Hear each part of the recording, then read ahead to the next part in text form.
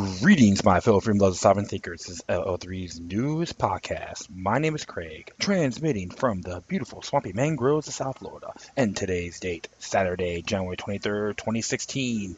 Yeah, I know it's been a while, like maybe 4 or 5 days I haven't done the episode, but I'm like, good grief, I'm like itching to figure out what I want to do.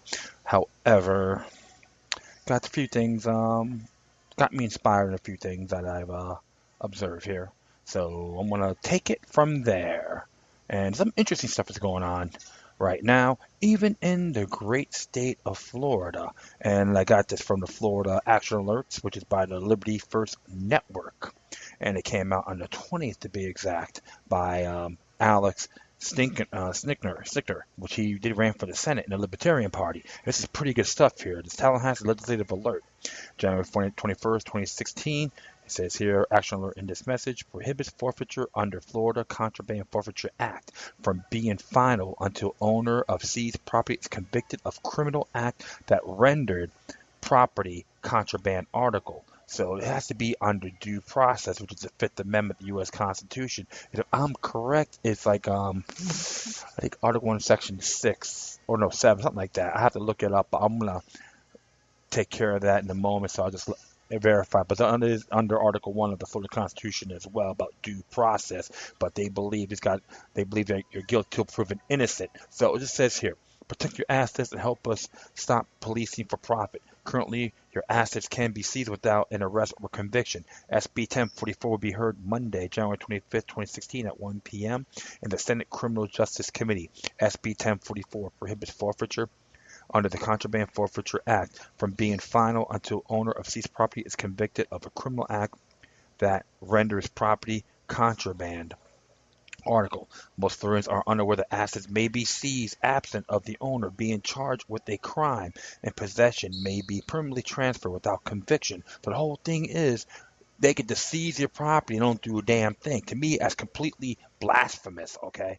And let's continue on here. Law enforcement agencies may confiscate any property that they allege is connected to a crime. Cash, cars, real estate, boats, and other possessions may be seized and forfeited to the agency without a conviction. Florida scored a pathetic D+ on civil asset forfeiture, according to a 2010 Policing for Profit nationwide study by the Institute for Injustice, a nonprofit national advocacy law firm. Civil forfeiture has become a revenge generation tool used by police to fund their own coffers. James Madison wrote that government is instituted to protect property of every sort. The use of asset forfeiture files in the face of due process and the protections of private property guaranteed in the Constitution, not just the U.S., but the state. Okay, I will continue on here. You can take action. Please call and email the member of the Criminal Justice System Committee and tell them to support SB 1044. And I'm just going to say the names, and I will have all this linked onto the on my Spreaker page, okay? It's Bob Bradley, Jeff Brands, Jeff Clemens, Greg Evers, and Audrey Gibson. So it's 850, mostly 850. That's the area code in Tallahassee. There's an email address as well. So definitely everyone in Florida should take the initiative on going by on the constitutional grounds that's guaranteed by the U.S. and Florida Constitution. So the main idea is this whole forfeiture thing is downright unacceptable. It's even used in the war on drugs. It's been going on for years, and it's just an example what they're doing in other parts of the nation. This is another form of tyranny. And I know those bastards who are in the police agencies don't like it, but you know what? The hell with you, because you're what more than a bunch of bend-over bobs and pathetic thieves, as far as I'm concerned, with a badge, because it doesn't mean a damn thing in my book. However, so what we're going to be doing, I'm going to be reading some of the stuff here on SB 1044. It's called the Florida State Senate website. It says here SB 1044 Forfeiture of Contraband General Bill by Brands, co-introducers Negron and Clemens. It says here forfeiture of contraband, providing the acquisition of the provisional title of seized property under certain circumstances, prohibiting a forfeiture under the Florida Contraband Forfeiture Act from being final until the owner of the seized property is prosecuted and convicted of a criminal act that renders that private property a contraband article, providing that a property is deemed a contraband article and forfeited subject to forfeiture proceedings under certain circumstances, specifying circumstances under the seizing law enforcement agency must return the property to the owner, etc. If this gets passed, it will be effective July 1st, 2016, and it's going through some subcommittees. So it goes. And right here, it got dropped in on the 27. It got filed on December 3rd, 2015. So it's one SJ79. So what we're gonna do, I'm gonna read the actual bill on 1044, and I'm just gonna let's bring this up let's bring this up a notch just a little bit, just just for kicks here, and it's by Senator Brandon's, and it says as SB 1044, and it says here a bill to be entitled and a relating act of forfeiture of contraband, amending statute 932.703. Florida statute providing for the acquisition of the provisional title of seized property under certain circumstances, prohibiting a forfeiture under the Florida Contraband Forfeiture Act from being final until the owner of the seized property is prosecuted and convicted of a criminal act that renders the property of contraband article, providing that the property is deemed a contraband article and forfeited subject to forfeiture proceedings under certain circumstances, specifying circumstances under which the seizing law enforcement agency must return the property to the owner, deleting a provision vesting rights, interests, and the title to contraband articles in the seizing law enforcement agencies, amending statute 322.34, Florida statute, confirming a provision to changes made by the act, reenacting statute 403.413, subsection 6E, Florida statute relating to the forfeiture under the Florida literal law to incorporate the amendment made to statute 932.703, Florida statute in reference thereto, providing an effective date. Be enacted by the legislature of the state of Florida, subject 1, Section 1, subsection 1 of Section 932.703, Florida statutes is amended to read 932.703, forfeiture of contraband article exceptions. 1A, or subsection 1A, any contraband article, vessel, motor vehicle, aircraft, or other personal property or real property used in, and there's deletion, so they did some underlining, violation of the Florida Contraband Forfeiture Act, or in, upon, or by means which any violations of the Florida Contraband Forfeiture Act has taken or is taking place by the seized shall be forfeited to subject to the Florida Contraband Forfeiture Act. B, notwithstanding any provisions of the Florida Contraband Forfeiture Act, except paragraph subsection A, contraband articles set forth in 932.701 subsection 2A. 7, used in violation of the Florida Contraband Forfeiture Act, or in, upon, or by means of which any violation of the Florida Contraband Forfeiture has taken or is taking place, shall be seized and shall be forfeited subject to of the Florida Contraband Forfeiture Act. C, at times a seizure, entry, or restraining order, the state requires provisional title of the seized property. A forfeiture under the Florida Contraband Forfeiture Act is not final, and title or the other indicia of ownership other than provisional title do not pass to the state or jurisdiction seeking forfeiture until the owner of the seized property is prosecuted and convicted of a criminal act that renders the property a contraband article, and after 3 months of the seizing agency cannot find the owner of the seized property after the diligent effort, the seized property is deemed a contraband article and forfeited subject to statute 932.704. However, if the seizing agency finds the owner, the seizing agency shall return the property to the owner within 5 days after. And this is all underlined. So it says here, 1, the court finding that the owner had a bona fide security interest. 2, the court finding that the owner was an innocent owner. 3, the acquittal or dismissal of the owner of the criminal charge that was the basis of the forfeiture proceedings. Or 4, the disposal of the criminal charge that was the basis of the forfeiture proceedings by nolle prosecuting, the seizing agency is responsible for any damage, storage fee, and related costs applicable to property. So that's all underlined, okay, from 1 to 4, okay, on that section, which is subsection C. And of course, says D, the seizing agency may not be used to seize property for any purpose until the rights to, interest in, and the title to the seized property are perfected in accordance with the Florida Contraband Forfeiture Act. This section does not prohibit use or operation necessary or reasonable maintenance of seized property. Reasonable efforts shall be made to maintain seized property in such a manner as to minimize the loss of value. Section 2, paragraph C of subsection 9 of section 322.34 Florida statutes is amended to read 322.34 driving while license suspended, revoked, canceled, or disqualified. 9C, notwithstanding statute, which is statute 932.7055, when the seizing agency obtains a final judgment granting forfeiture of a motor vehicle under this section, 30% of the net proceeds from the sales of the motor vehicle shall be retained by the seizing law enforcement agency, and 70% shall be deposited to the General Revenue Fund for use by regional workforce boards in providing transportation services for participants of the Welfare Transition Program. In a forfeiture proceedings under this section, the courts may consider the extent that the family of the owner has a public or other public or private means of transportation. Section 3, for the purpose of incorporating the amendment made by this Act of Section 932.703 Florida statutes, in a reference thereto, paragraph E of subject section 6 of section 403.413 Florida statute is reenacted to read 403.413 Florida Little Law, subsection 6, penalties and enforcement. E, motor vehicle, vessel, aircraft, container, crane, winch, or machine used to dump litter that exceeds 500 pounds in the weight or 100 cubic feet in volume is declared contraband and is subject to forfeiture in the same manner as provided in statute 932.703 and 932.704. This act shall take effect July 1st, 2016. So those are going to put a couple of exceptions in there.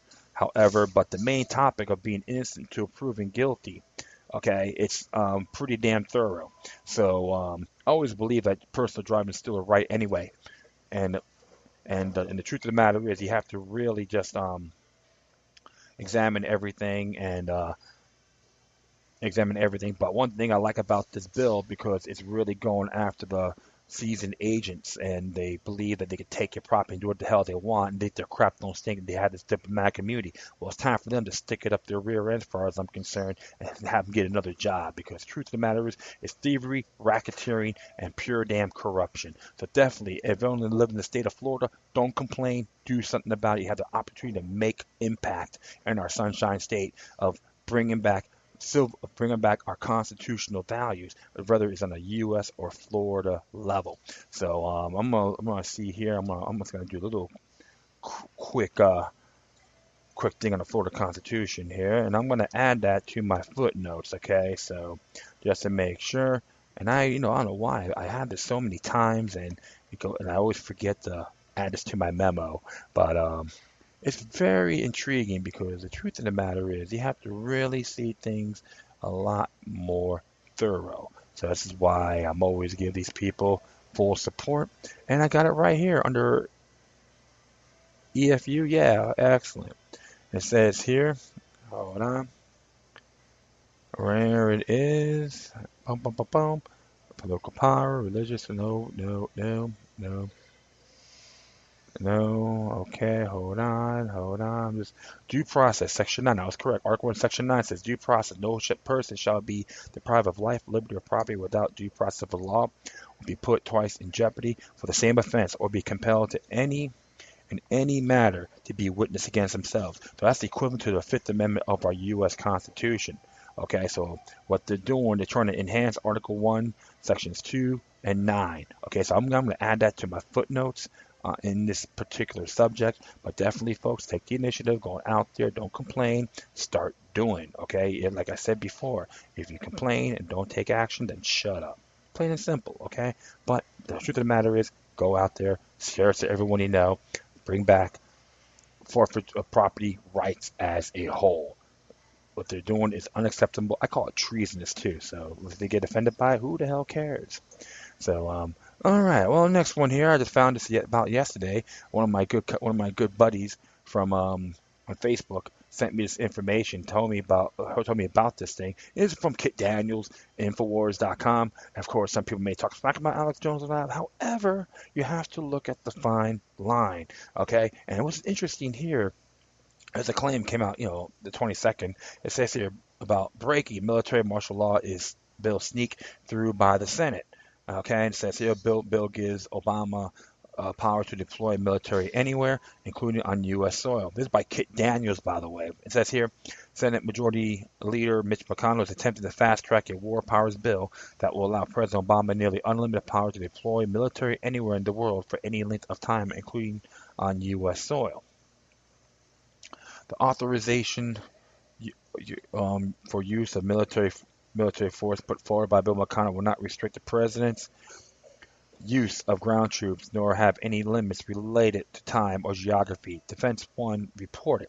In other words, the authorization allows the president to deploy the military anywhere in his discretion, both foreign and domestic, for as long as he wants. Several senators, including Senator Majority Whip John Cornyn, were surprised by McConnell's decision to fast-track a bill after a year of deep and finding of similar measures in the Senate. He asked the National Journal on Thursday morning when the reporters informed him about the bill. Even some Senate Democrats have an issue with the new authorization without geographical restrictions placed on the president. I'm for Congress voting for the AUFM, of course. It depends what the AFMU looks like, Senator Robert Menendez said Thursday. I don't want a blank check. It's also interesting to note that McConnell is trying to push through a bill on a Friday and the preceding blizzard slammed the Northeast, including Washington, D.C. That's very interesting because more of breaching their oath of office under our office, and of course Congress has that duty under Article 1, Section 8. Okay, you don't get a president all this damn power. That's pure lunacy. That's how dictators do things what they want, and the Congress is nothing. Come on, give me a break. It's totally downright unacceptable. So I'm gonna check this out here about Defense One, and let's see what they had to say on here. It was by Sarah Mims, came out on the 21st. Alex Rogers, National Journal, and I'm gonna just put this up there. Check this out.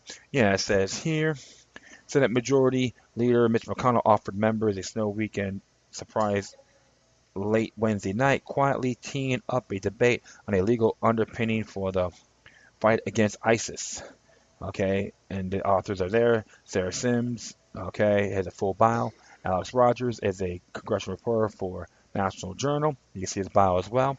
I'll continue on. After months of worrying that a resolution known as an authorization for use of military force would tie the next president's hands, McConnell moved the fast-track measure to surprise even his top deputies. Senator Majority Whip John Cornyn, who was unaware that McConnell had set up the authorization. He did? Cornyn asked National Journal on Thursday morning. The AUFM put forward by McConnell would restrict the president's use of ground troops, nor having any limits related in time or geography, nor it would touch on the issue of what to do with the 2001 AUMF, which the Obama administration has used to attack ISIS, despite the authorization's instructions to use force against those who plan the 9/11 attacks. By contrast, the legal authority put forward by the administration last February wouldn't authorize enduring offensive ground combat operations and would have ended 3 years after enactment unless reauthorized.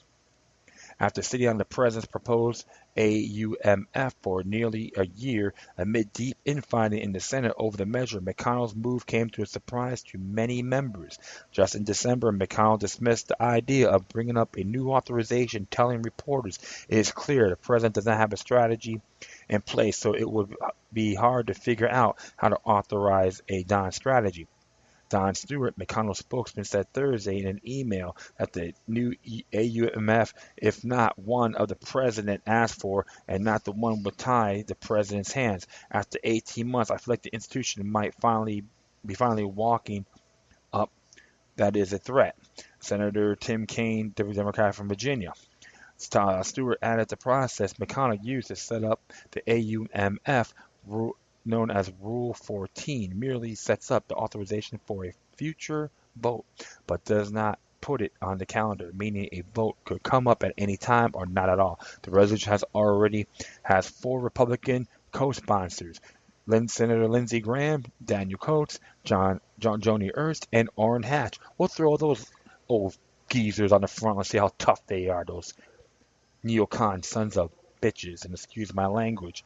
That came as news to many members Thursday. Several senators said they were unaware that McConnell had moved to fast-track an authorization, and some Republicans immediately pointed out issues with the proposal. Senator Jeff Flake, who introduced a limited AUMF with Virginia Democrat Tim Kaine last June, said, "We need to pass one. We just don't need to make a political statement. I just know that it will be difficult to get Democratic support on this," he added.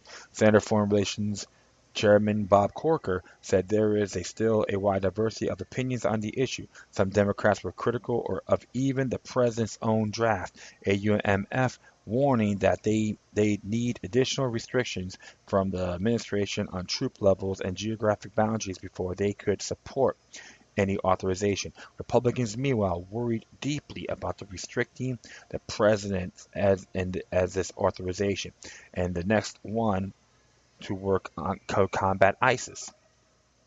Corker's committee and the Senate at large were so deeply divided over the president's AUMF proposal in February that the panel ultimately dropped the issue, with Corker arguing with the administration with no authorization was needed. "I don't think it changes anything," he said on the new resolution.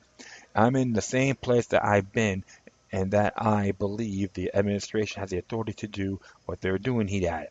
"They believe they have the authority to do what they are doing if a consensus develops, and I believe something constructive relative to us dealing with ISIS might come out, and then certainly I might be glad to consider it." It's simple. Stop funding these yahoos, okay? They are New World Order contributed to finance, okay? Don't give me this garbage, please. All right, continue on here. Still, several longtime advocates for passing a new measure authorizing the administration's war against ISIS were pleased to see an AUMF moving, however, slightly forward. I'm encouraged by the fact that McConnell is not running away from this issue any longer. Senator Minority Whip Dick Durbin, Democrat from Illinois. "This is the right thing," said Graham, a co-sponsor of the new AMF resolution. "This is the right infrastructure to have. If our Democratic friends don't want to give this president and other presidents the ability to go after ICE without limitation to geographic time and means, be on the record," he added. Kaine, a Democrat who was aggressively advocate for the AUMF, was thrilled Thursday that the Senate could soon take up the debate, though he added that he hasn't yet seen the details. "After 18 months, I feel like the institution might be finally waking up that this is a threat," Kaine said. "So we'll see what the plan is on it. But the motion that we may be finally taking our job seriously on is something I'm hopeful about." Kaine said that although he and the vast majority of Congress support combating ISIS, he disagrees with the administration that the president is within his authority to do so. "I believe the war is illegal," Kaine said Thursday. "I don't think there's a legal justification for it, and I think the greatest danger we end up doing is allowing the president to wage war without Congress weighing in." Kaine added that the president acted initially to protect American lives and credited the White House for sending over an AUMF last year. "We haven't done anything, so just the notion that maybe finally that some interest in this, I find gratifying, but we'll have to work through the details," he said. Several Democrats said they were unaware of or hadn't read the new AUMF language, but some created the opportunity to open a debate on the issue. "I haven't read it, but I'm encouraged by the fact that he is not running away from this issue any longer. Senator Majority Whip Dick Durbin said of McConnell, the president asked for this for a long time. Yep, imperialism 101, I would say. Senator Ron Menendez, who helped get a Democratic draft AUMF through the Foreign Relations Committee as chairman in December 2014, said the new authorization was news to him, but he supported bringing up the issue. For Congress voting on an AUMF. Of course, it depends what the AUMF looks like, Menendez said Thursday. I don't want a blank check, he said.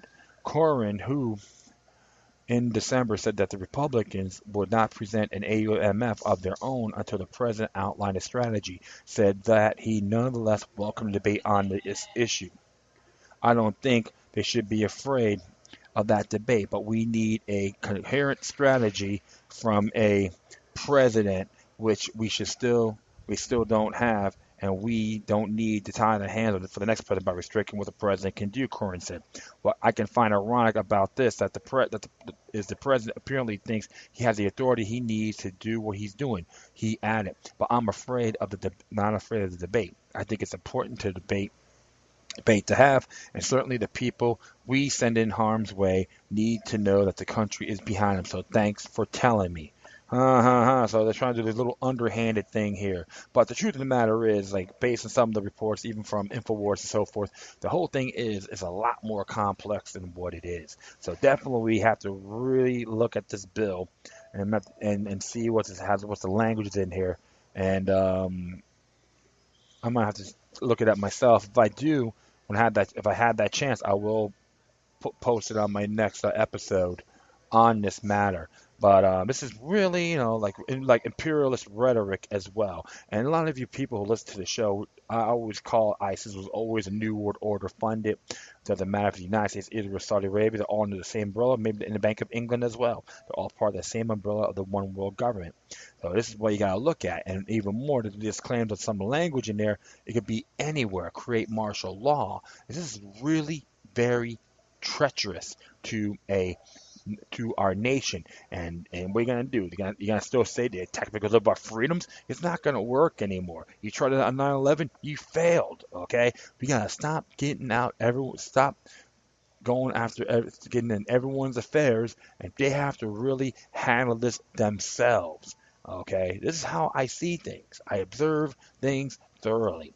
If you study the enemy's patterns, then you won half the battle.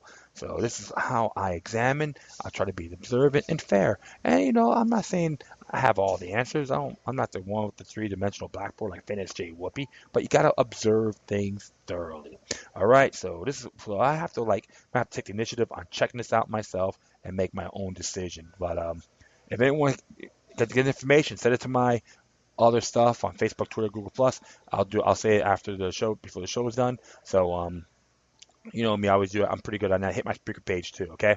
So okay, next one here. This is pretty interesting. This came from truthout.org. This is by Magat Kushu, and it came out. When did this came out? Sorry about that. Sometimes I jump the gun here. Yeah, it came out today. Okay. Yeah, they say we call them progressives, but they got some pros and cons. Always observe response, but I respect their views too. It says here how the homeless population is changing. It's older and sicker. And Margaret has to say here, on any given night in the United States, according to the Department of Housing and Urban Development, over 500,000 people are without a home. That number may have decreased nationwide in the past few years, but California remains on the forefront of the problem, accounting for 20% of the country's homeless in 2014. With the winter's freezing temperatures and El Nino's massive rainstorms, what to do about the thousands of living in our streets have been making headlines on both East and the West Coast. What policymakers in general need to recognize that this homeless are aging faster than the general population in the U.S. This shift in the demographics has major implications for how municipalities and healthcare providers deal with homeless populations. In early 1990s, only 11% of the adult homeless population was age 50 and over. That percentage was up to 37% by 2003. Today, half of America's homeless are over 50. In fact, people born in the second half of the baby boom from 1955 to 64 have an elevated risk of homelessness compared to other age groups throughout their lives. So we have people age 50 and over become homeless. And what happens to them and their health after they are homeless? There are questions by my research team funded by the National Institute on Aging. It's been asking 350 participants in a study we've been conducting since July 2013 in Oakland, California. Oakland's older homeless. Our results have shown that a large portion of the older homeless population in Oakland first become homeless late in life, and once they become homeless, their health declines precipitously. Oakland, like most places in the U.S., has a problem with the housing costs, particularly for older adults. In the United States, more than 30% of renters and 20% of homeowners in age 50 and older spent more than half of their household income on rent. This makes it hard to pay for food and medicine and put them at high risk of becoming homeless. California has the highest housing costs of any large state. They that and they are rising faster than elsewhere. It is not surprising that Oakland has a large homeless population. A common perception of homelessness is that it is a problem that afflicts only those with mental health and substance use problems. But this description doesn't describe the experience of older adults, particularly those who experience homelessness late in life. For most part, these men and women who work throughout their lives in low skill, low wage jobs, they're also disproportionate people of color. Oakland's population is 28% African American, but 80% of our study participants are. The stories they have told us to follow a similar pattern. One of our participants spoke of the shock of losing his job after 27 years. I had lost my job and just could not find another one. So that in 27 years, I worked, paid bills, and pretty much tried to enjoy the things that life gives you when you go out and earn. But when I became homeless, it was like a little it was like a little shock at the time. Another described losing his housing after being evicted when his wife had a stroke and his daughter went back on her promise to let them stay. After we moved out of the place, turned in the keys and everything, we went over to her house. She said, "You can't stay here." And I said, "I got $9 in my pocket. At least let your mother spend the night because we don't have enough money to get a motel room." She said, "No." So that was the beginning. That daughter should get a good foot up her rear end, far as I'm concerned, for being a dishonorable little priss that she is. And I'm not going to use anymore. I'm not going to use profanity on this, okay? I will continue on. Their lives became derailed by job loss, illness, and new disability, the death of a loved one, or an interaction with the criminal justice system. Often it was a combination of these factors that led to homelessness. The other of the other older homeless we surveyed had been homeless on and off for years. Much of this time was spent cycling through jails, prisons, and hospitals. For these people, life has been difficult from their childhood. One participant described how abuse had caused them to flee his family, beginning a lifetime of homelessness. "Next time, if you run away, I'll beat you with a car chain. I'm going to throw you down out the window." Then I looked out in the window and said, "We lived on the 13th floor." I said, I ain't playing with this man. He went to work. I had whatever I had on me. I was out the door. In many cases, participants' drug and alcohol abuse started early, as did mental health problems, shared health problems. All of our study participants, whether newly homeless or homeless for many years, faced challenges with their health once they followed their home. As research shows, homeless people in their 50s and 60s have similar worse health problems than people in general population who are in their 70s and 80s. There are many causes for this discrepancy: high rates of smoking, alcohol, and drug use, poor access to healthcare, poor nutrition, and high stress for just some of the factors that take their toll. People who are homeless also have a hard time of getting medical care. They may qualify for public insurance, but they often don't have a wherewithal to get a clinic or to contact a health provider. Other prior rights, obtaining food and shelter, or don't seek health care because of shame around being homelessness or fear of healthcare providers will treat them. When the homeless population was made up by a majority of younger adults, healthcare providers focused on treating substance use and mental health disorders, traumatic injuries, and infections, many of which could be treated with a short-term care. Now, with an older population, healthcare providers have the difficult task of managing chronic disease like diabetes, heart and lung disease. People with chronic diseases need to make repeated visits to their health care provider and adhere to complicated medication regimens, specific diets, and physical routines. None of these are easy to stick to, but doing so becomes almost impossible for people who are homeless. Add this to high rates of cognitive con- cognitive impairment, problems with memory, information processing, and following directions. Functional impairment, the ability to manage daily tasks such as dressing, bathing, toileting.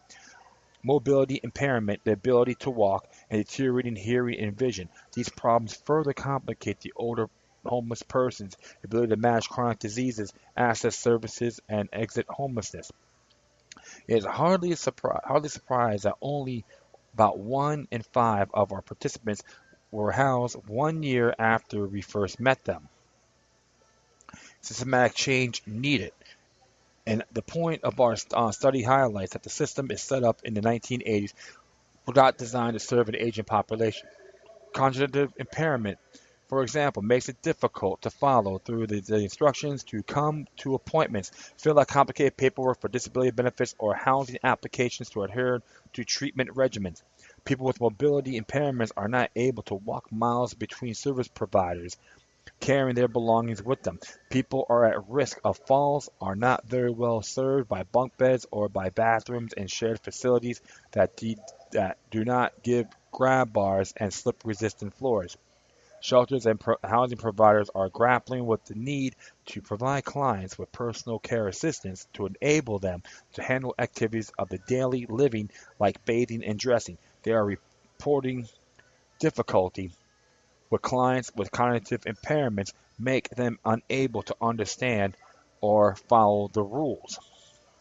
Many Medicaid programs will cover the cost of personal care via the community home and community-based service programs, which is designed to keep Medicaid recipients living at home and in the community instead of in expensive institutional care. However, it is nearly impossible to arrange these services for people living in temporary shelters or on the street. Or in the street. While there were a few data on studies suggest that many older homeless adults will require nursing home placement, some of which could have been provided with housing and home-based services. 2 years into our study, many of our participants have already spent extended time in nursing facilities. And it says here, death on the street. We have known for years that homelessness are likely to die prematurely. When homeless population was younger, these deaths were most attributable to substance use, violence, and infectious diseases. Older homeless adults die at a rate 4 to 5 times that would be expected in the general population, but die from different causes than do younger homeless adults. They die from the same causes as do other people, heart disease and cancer, but they do so 20 or 30 years earlier. In the course of our studies, 2 years, for example, 14 of our 350 participants have died. Others are very ill, we fear will die soon. To put it bluntly, as a society, we face the specter of older adults dying in the streets. So what is to be done? Our argument is that there is no one size fits all solution. An individual has spent 30 years rotating between institutional care and street requires different services than a 54-year-old man who has become homeless for the first time after a period of extended unemployment. To solve the problem of homelessness among older Americans, we have to find answers to two questions. How do we adopt existing programs for homeless adults to meet the need of an aging population? And possibly even more intractable but fundamental, how do we stop the older people from losing their homes? is insane because I see it out here too, even in Fort Lauderdale. I see them. I see it like last night. Okay, like early Saturday morning, I was walking my dog. I see a bunch of these homeless individuals in the front of the library. Man, it's totally insane. It has nothing to do with economics or capitalism or anything like that. One thing I know for sure, you got a bunch of greedy bastards out there. Don't really give a damn about the people. They want to build these big luxurious pigeonholes, and they want and you got some of these cities that want to do property taxes on these areas, and they have to jack up their rent. And of course, you got to look at the fiat system, and of course, on the medical care, the HMO Act of 1973 really got the healthcare crisis going. Okay, then they did, instead of repealing that, they want to use the Affordable Care Act, which is still fascistic. Okay, so I don't give a damn what you guys support out there. I'm just giving you the facts.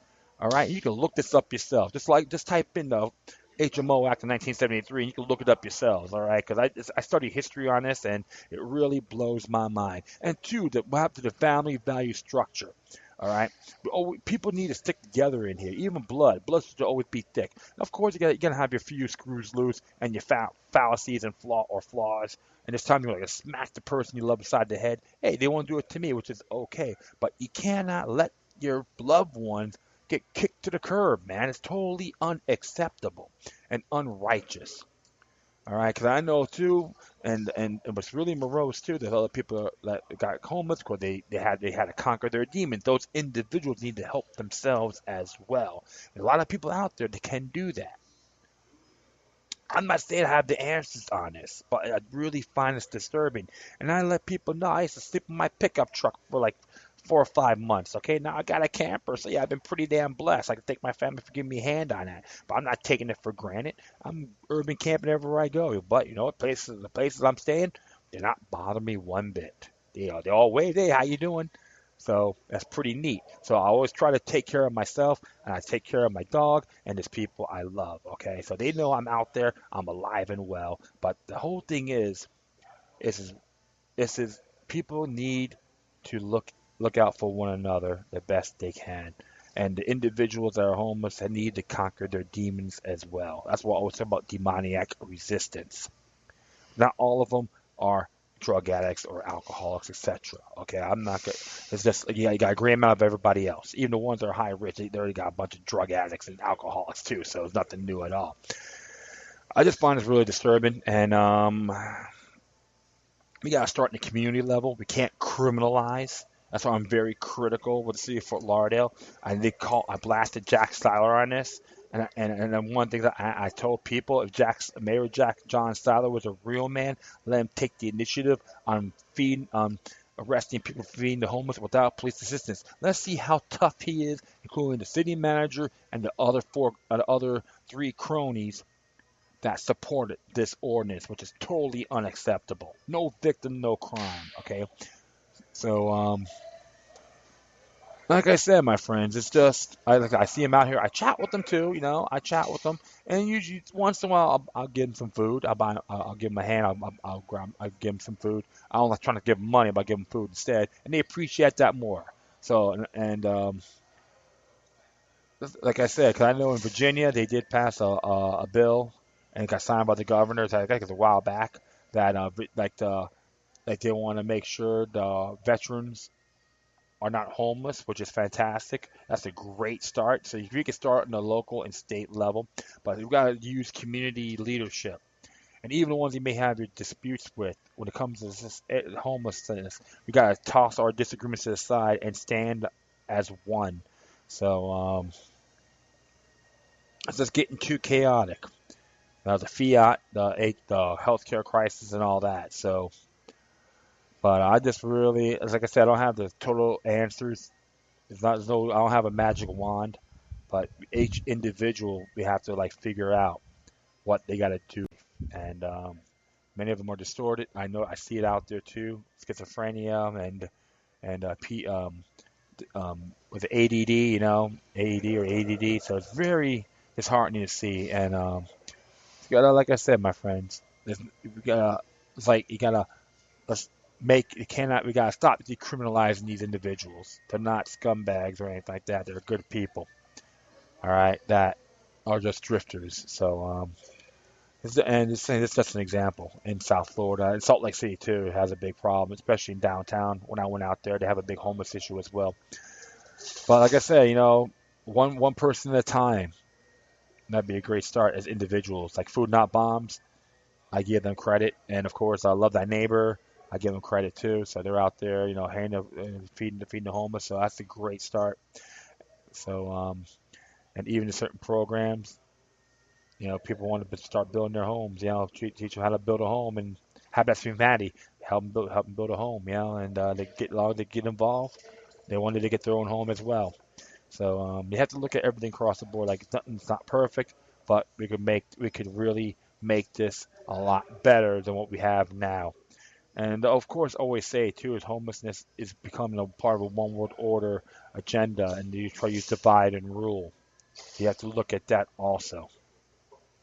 So it's a good, decent article. I like it a lot. Okay, next one here is from naturalblaze.com, and this is came out yesterday. It's entitled "The Radiation, Corruption, Frightening Science and Politics of Cell Phone Safety." I know I talked about this before. This by Gary Null, PhD. It says here in an article published in New York Times last week entitled "A CDC: A Debate Behind Recommendations on Cell Phone Risk," about author Danny Hackman discusses the controversy surrounding the potential health risk of using cell phones. Hackman writes that the Central Disease Control and Prevention issued guidelines recommending caution in cell phone use due to potentially harmful effects of the radiation emitted by the wireless devices in human health. Including in the guidelines was information about reducing exposure among children. Just a few weeks after the CDC's publications and amid rising concern about cell phone safety, the CDC rescinded the advisory completely. Excuse me. Today, the CDC website takes an ambiguous stance on the issue, stating, "Can using a cell phone cause cancer? There is no scientific evidence that provides a definite answer to that question. Some organizations recommended caution in cell phone use. More research is needed before we know if using cell phones causes health effects." Hackham, subsection 1. Hackham notes several agencies and individuals have drawn stronger conclusions on a potential risk of radiation. Among them is the International Agency for Research on Cancer, a branch of the World Health Organization, which has listed the radio frequencies emitted by cell phones as a possible carcinogen in 2011. 2. Hackham identified several countries' health authorities, including Finland, the United Kingdom, and Israel, issuing public warnings about potential hazards of ionizing radiation from cell phones. As the foremost organization is tasked with ensuring the health and safety of Americans, it is troubling that the CDC has failed to warn us of potential dangers of these devices. We find that the cursory review of the scientific literature reveals a significant body of research that points to the harmful effects of cell phone radiation. Here are some of the most compelling evidence. Health issues in children. 1. According to research, radiation from cell phones is more easily absorbed by children than adults because of the developing cells. That's by Waller J. Hadman A. Wong M.F. It's from Block 1, 2008. Talk about the tissues here, okay? And it has all the sources down here. So I'm just going to skip all that, and I'm going to hit number 2. A Danish study surveying for more than 13,000 children found an 80% increase the likelihood of behavioral problems among children who use cell phones and whose mothers use cell phones during pregnancy. Interesting there too. So, and it says here, cancer and tumor. 1. Research indicates that long-term cell phone users run a significant elevated risk of developing glioma, a brain tumor that is often cancerous. The research discovers that tumors usually appearing on the side of the head favor during a cell phone conversation. And go down here. 2. Long-term exposure to cell phone radiation is linked with a 60% higher risk of developing a condition known as acoustic neuroma, a main brain tumor. 3. Heavy cell phone use increases the risk of benign salivary gland tumors by 60%. 4. Radiation from cell phones produces reactive oxygen species, which may contribute to DNA damage resulting in inflammatory conditions such as cancer and heart disease. 5. Brain cancer risk tripled among individuals who use cell phones more than 15 hours monthly. Interesting. So try not to really go put it to your head like some cooking oil, like cooking your brain, okay? And so how all the sources in between these the statements. So you got it's got like I said, it's all gonna be on my speaker page, okay? Infertility. The close proximity of cell phones carried by pant pockets to reproductive organs have led suspects to link between cellular regulation and infertility. Studies Several studies point to the damaging effects of cell phones radiation on sperm. One, lower sperm quality among men who carry their cell phones in their pants pockets when compared to men who carry their cell phones. Two, higher cell phone use linked with low sperm quality. Three, cell phone use associated with decreased sperm motility. Four, men use cell phones for more than 4 hours daily have found sperm quality at 40% low sperm count compared to those who didn't use cell phones. Five, analysts, analysis of semen samples exposed to radiation from cell phones show a sizable decrease in sperm count, quality, and higher levels of inflammatory markers. 6. Cell phones wave exposure appears to increase the potential for fertilization in 7 samples. 7.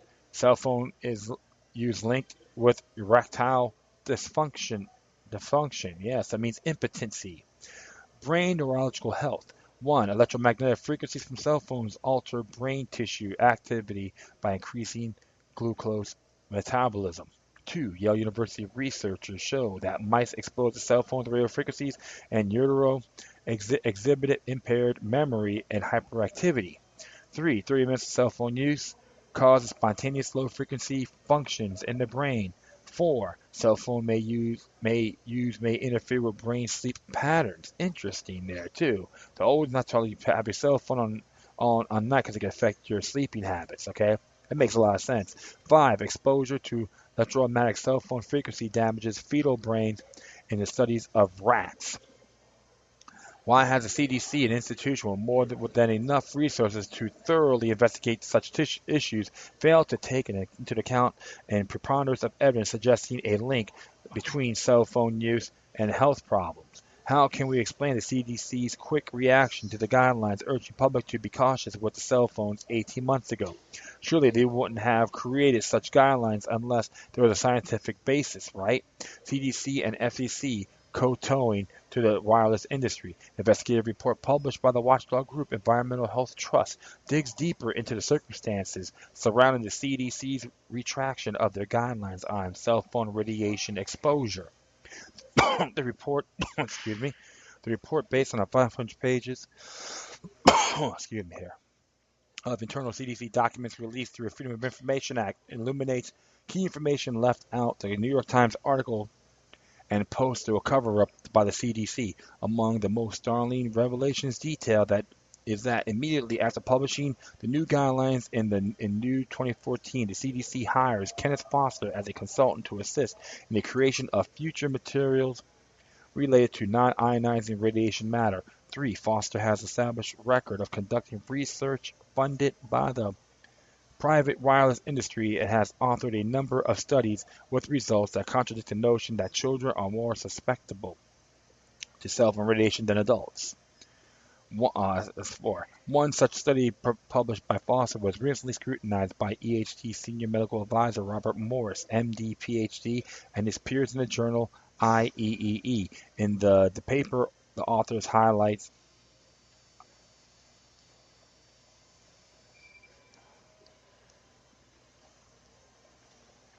Sorry about that. Someone tried to call me. That's okay. Okay, it says here, in the paper, the authors highlight the dubious and scientific methodology used by Foster and his colleagues in drawing their conclusions about children absorbing cell phones waves, pointing out what appears to be a deliberate distortion of the science and bold-faced efforts to downplay a potential risk to children using mobile devices. 5. In addition, the CDC's internal communications reveal that the agency considered including their guidelines information about the potential hazards of cell phone towers located near schools. They choose to omit that information. That's 6.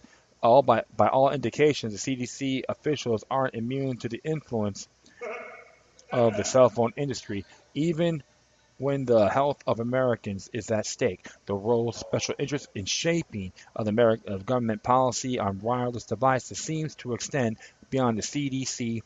An expose by the Environmental Working Group (EWG) released in 2013 documented a disturbingly similar case of a federal regulatory agency backing upon pressure from private industry. The controversy began after the FCC, presumably in response to research demonstrating the dangers of a cell phone radio waves, updated their website in November of 2009 to recommend that people buy a wireless device with lower SAR, referring to cell phones which emit less radiation. 7. Upon reviewing the FCC documents secured through FOA, the WG team discovered that over the next 9 months, 3 meetings were held between the FCC staff and wireless companies such as Nokia, AT&T, and Motorola, as well as Cellular Telecommunications Industry Association, which lobbies on behalf of cell phone giants including Verizon, Sprint, T-Mobile, and Cricket. A topic of discussion at the meetings revolved around the issue of specific absorption rate, a measurement how much radiation of the body absorbs from wireless devices. In September 2010, less than a year after the cautionary advice was first posted on the FCC website, the agency revised its language and adopted a dramatic different position on the issue. The revised test stated that, accordingly, some parties recommend taking measures to further reduce exposure to radio frequency energy. The FCC does not endorse the need for these practices. Go figure. That's called a fudge packing citizenship committee, okay? Or commission. Go figure that, right? Some parties recommend that you consider report of SAR value of the wireless devices. However, comparing the SAR of different devices may be misleading. That's 9. Once again, it appears that our bureaucratic institutions prefer to submit the whims of a corporate lobbyist rather than protect citizens from scientifically established health hazards. A closer examination of the FCC turns up further evidence of a revolving door between the organization and the telecommunications industry. A prime example of the conflict of interest within the organization can be found in the current president and CEO of the aforementioned cell phone industry trade group, CTIA, Meredith Atwell Baker. Baker has served as commissioner for the FCC from 2009 to 2011, and before that worked for the CTIA's director of Congressional Affairs from 1998 to 2000. Remarkably, while acting as FCC Commissioner in January 2011, Baker voted in favor of Comcast acquiring NBC Universal, left the agency just 5 months later to become a Comcast NBC Universal Senior Vice President of Government Affairs. Hoorah! Hoorah! The fascistic way. Thou shalt bend over for respect. The fascistic way. Okay, I'll continue on here. 10. Baker's long history of hopping the fence between the industry insider and government regulator raises serious questions about her loyalties. Of course, she's a butt girl. Go figure.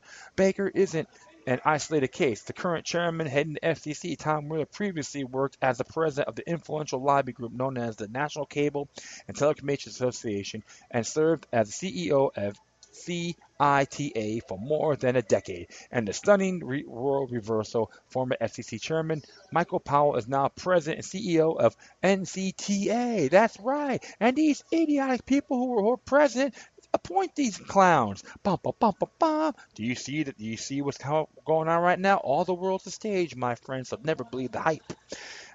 Just follow the money, you know.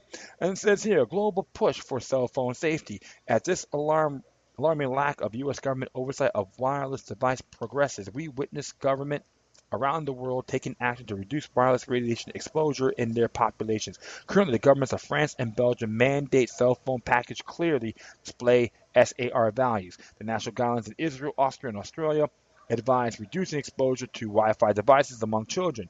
The UK National Health Service recommends keeping phone calls short and keeping the phone away from the body, noting that children are thought to be a higher risk of health implications. That's 11, right? Yeah. Despite this goal, a rise in awareness about the dangers inherent with our wireless technology as of January 2016, the FCC website continues to reflect a seemingly dangerous ignorance on the subject, stating that some health and safety groups have interpreted certain reports to suggest that wireless device use may be linked to cancer and other illnesses, posing potentially greater risk for children than adults.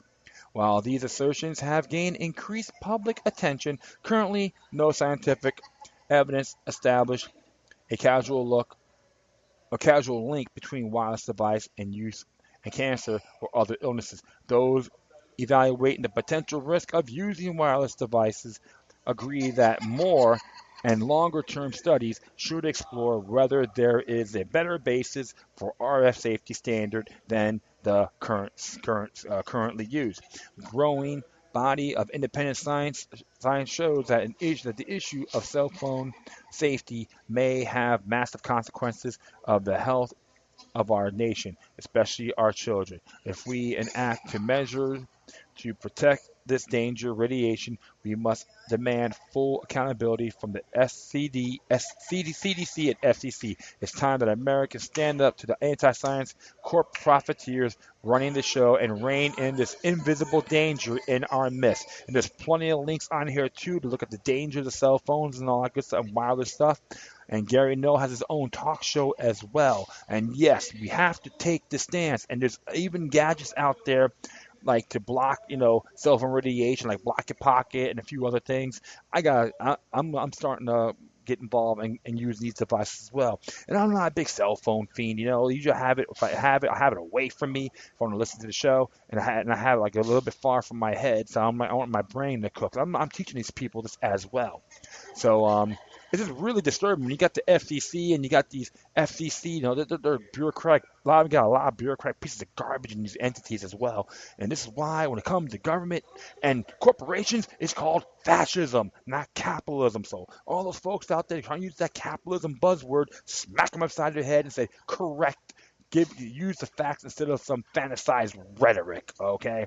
This is why you have to always see these gadgets in a bigger picture, the pros and cons. Because there's people say, oh, yeah, it doesn't affect the brain. But there's some kids out there getting brain tumors, man. Like they're almost like 5, 6 years old. It's totally insane. So this is why I'm always, very leery on these phones. I'm trying not to go use it in my head all the time. And there's some good things about it, of course. My podcast, I use my phone when I have to. And so I take those risks. But I'm not trying to manifest and put it in my ear and cook my brain.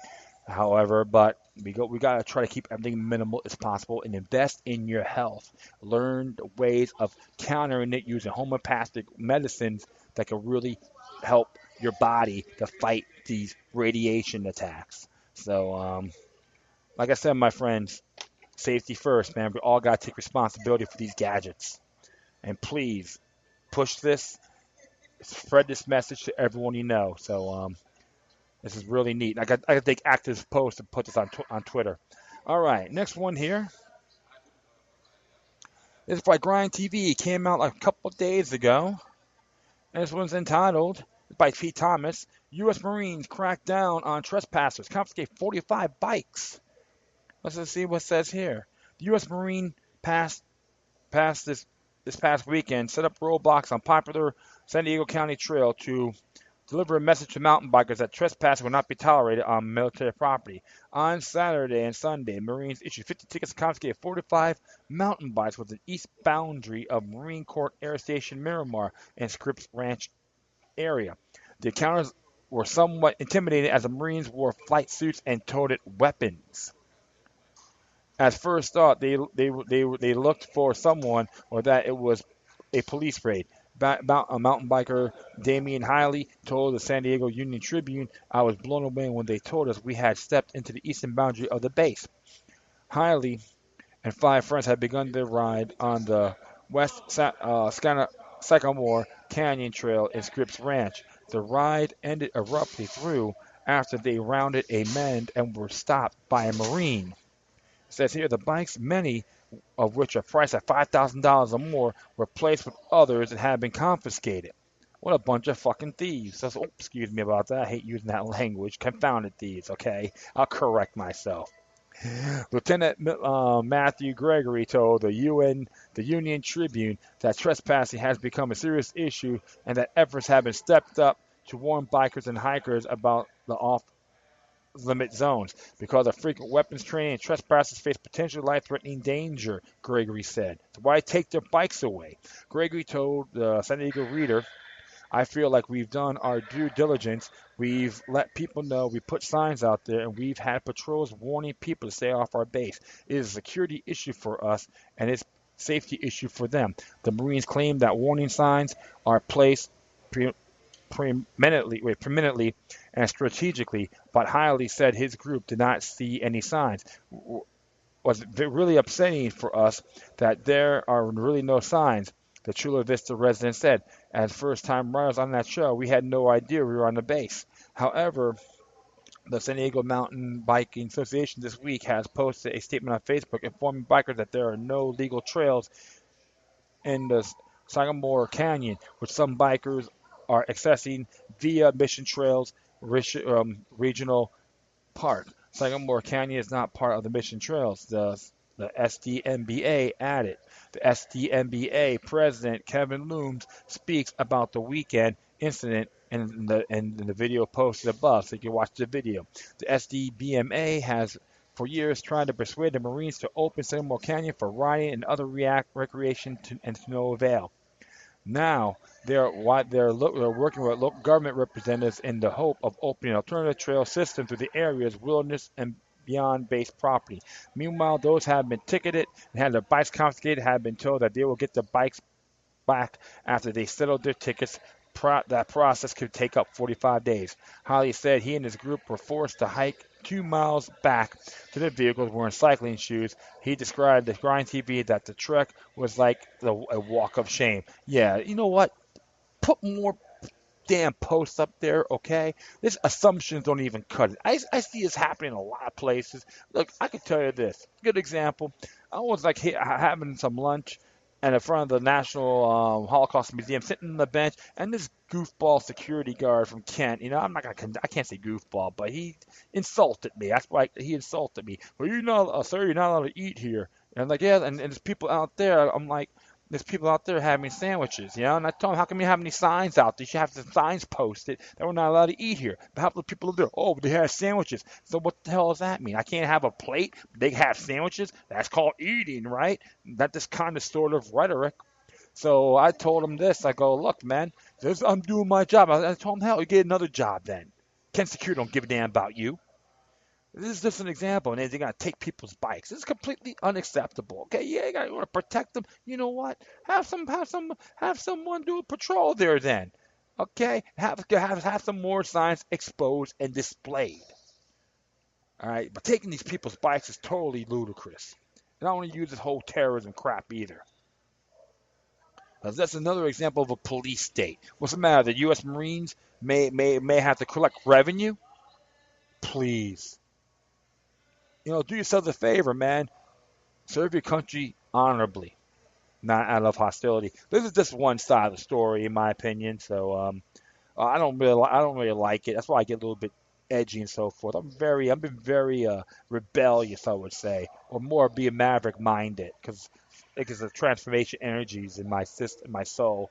I'm like a little bit stoked up, so just bear with me, guys. Okay, I love you. I love everyone listening to the show too. So I'm just not really too keen with this whatsoever. I find it very disturbing. It's insulting. They won't like if we take their guns, right, or take their pants. Oh, out there, they'll run amok. So improvise, adapt, and conquer, right? You guys got to do that. So put some more signs up. Let them know, or put a wire fence in the area, okay? Or fence the damn area off. End the story, okay? That's how I look at it. And give them their bikes back without paying their confounded tickets. Okay, finally. This came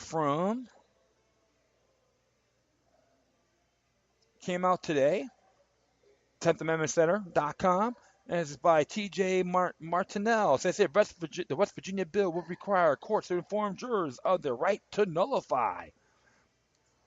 And it says here, a bill in the West Virginia State House will require judges to inform juries on their right to nullify, introduced by Representative Ray Canterbury, Republican, from Greenbrier, District 42, and two co-sponsors, House Bill 2600. There's a link for that, by the way. will require a judge to instruct a jury regarding the availability of jury notification and protecting the right of a criminal defendant to present evidence and testimony in support of jury notification. It reads in part, the jury is the exclusive judge of the facts. The jury is bound to receive the law from the court and be governed thereby, except if a jury determines that the defendant is guilty according to the law and that the law is unjustly applied to the defendant. The jury may determine not to apply the law to the defendant and find the defendant not guilty or guilty of a lesser included offense. The bill also requires the defendant be allowed to inform the jury about nullification, the failure of which will constitute grounds of a mistrial. Natural law, my friends, okay? Enumerated rights. They do have that in the West Virginia Constitution as well. Known as the Fair Trial Act.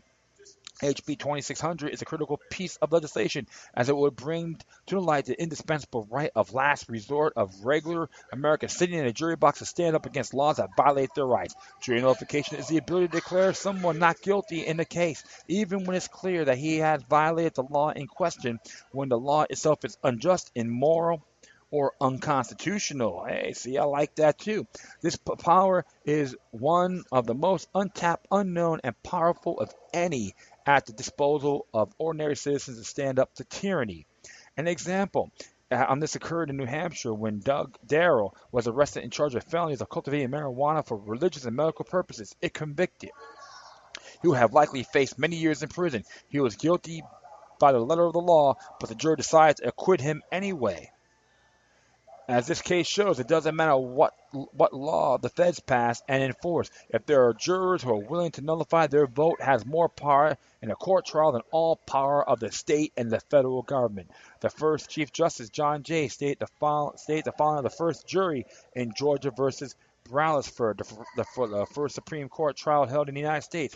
It may not be amiss here, gentlemen, to remind you of the good old rule that on questions of fact it is province of the jury. On the questions of the law, it is province of the court to decide, but it must be observed by the same law which recognizes this reasonable distribution of jurisdiction. You have nevertheless a right to take upon yourself to judge of both and to determine the law as well as the fact controversy. On this and on every other occasion, however, we have no doubt that you will pay that respect which is due to the opinion of the court. For as on the one hand it is presumed that juries are the best judges of the facts, it is on the other hand presumable that the courts are the best judges of the law. But still, both objects are lawfully within your power of decision. Thomas Jefferson also defended jury notification, writing that if the question relates to any point of public liberty, or it may be one of those which the judges may be suspected of bias, the jury undertake to decide both law and fact. If they be mistaken, a decision against right, which is casual only, is less dangerous to the state and less afflicting to the loser than one which makes part of a regular and uniform system.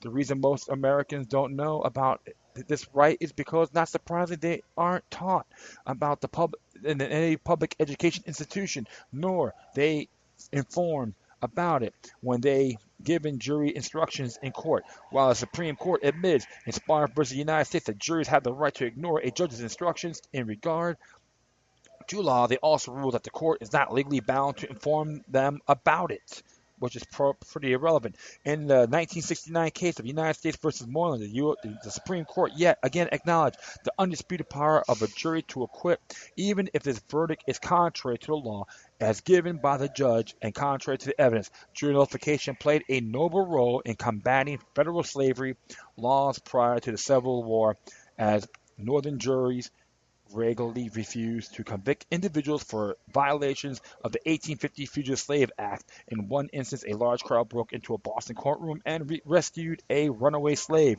When the government indicted 3 of those involved, an acquittal in a series of hung juries forced the government to drop the charges. And this is a good bill, and I do recommend everyone in the frontier in West Virginia to make this happen. So please, I recommend everyone out there to put it out, petition, and let them know we support this because the jurors are the most powerful people in the courtroom. Not some judge, not some Joe Blow state attorney. You got a bunch of vultures out there. I'm not saying all that. You got many of them who are a bunch of vultures that want to suck them dry, take their money, and toss them like pieces of garbage. We are not numbers. We are beautiful, freedom-loving, sovereign-thinking individuals, and each and every one of you has that power to make a difference. And like I say in the past on my Instagram, if you complain and don't do anything, then shut up.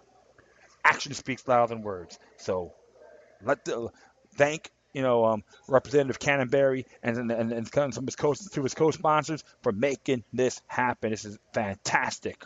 So and that's why I think everyone too, everyone in the state and within the union needs to do the same thing. Do exercise jury nullification. You can go to Fully Informed Jury Association, FIJA.org. To tell you all about it, FIJA.org. No victim, no crime. Ooh, man, that was pretty darn quick. So how much time I had here? Well. Oh, yeah, man. That's a lot of time. Very, very good. All right.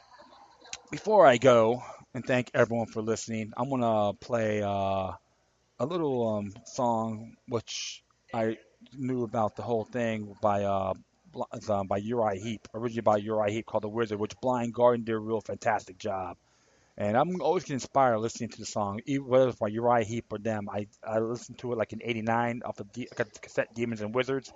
I was at the fair. What fair? York State Fair. I was a traveling merchant at the time. And heard the song, and I really fell in love with it, man. It's very beautiful. And I'm going to play this after I do my outro, I would say. So hopefully everyone will like it, okay? Well, I'd like to thank everyone for listening to this episode. Plus, feel free to download and share this throughout your social media networks. If you have any questions, comments, compliments, criticisms, love letters, hate letters, or you want to send me anything that's pretty cool or interesting I haven't really addressed yet, that'd be fantastic. However, please send your comments with decorum. You can hit me on Facebook, Twitter, Google+, Spreaker, iHeartRadio, YouTube, Scene.life, and World Truth. Or you can email me at LokiLuck3, which is all together, at gmail.com. Once again, thank you for your time. Plus, always remember that demoniac resistance is healthy for the soul and can liberate humanity. Until next time, take care of yourselves. Keep on spreading the love, and may your guardian spirits be with you. Enjoy the song.